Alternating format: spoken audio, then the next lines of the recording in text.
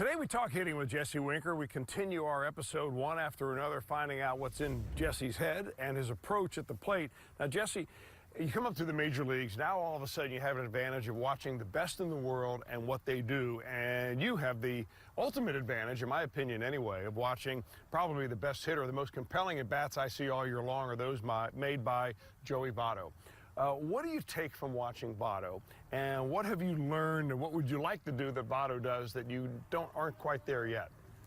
I think, not just hitting, but if I could say, he prepares all around just incredibly, obviously. And like you said, he's the best hitter in the game. So when he would go hit, if I wasn't on the bases, I would make sure I watched all of his at-bats, just kind of watch how he goes through the at-bat, watch how the guys pitch him, watch how he prepares for the game, in batting practice, in his work, in the cage and stuff. I'd always just try to, kind of be around just to see what he was doing.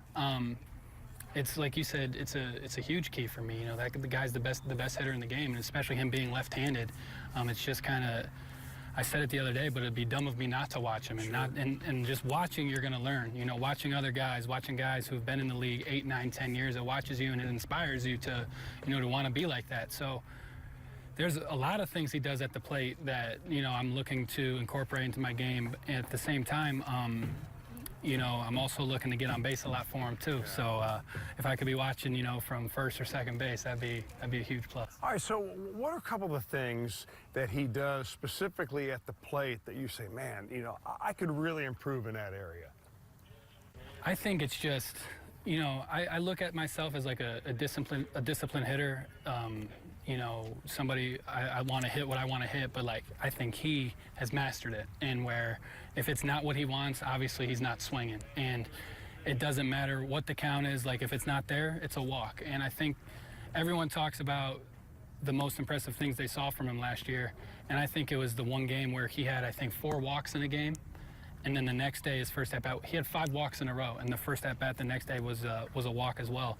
And then I think he ended up getting a couple hits the following game too. And it's just that just shows you no matter what game it was, no matter what month, gate to gate, start to finish, he was locked in. And he is locked in. And that's the most impressive thing to me is what I want to incorporate is being locked in from the start to the end and not budging off that.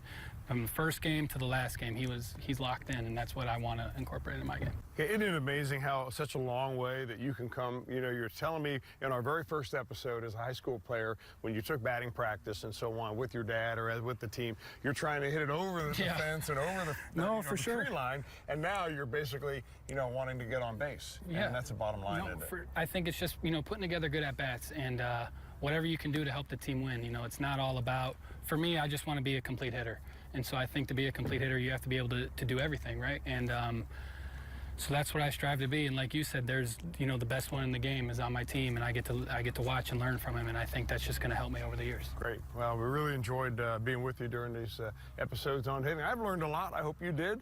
Appreciate you guys. We wish Jesse Winker a whole bunch of luck. Take care.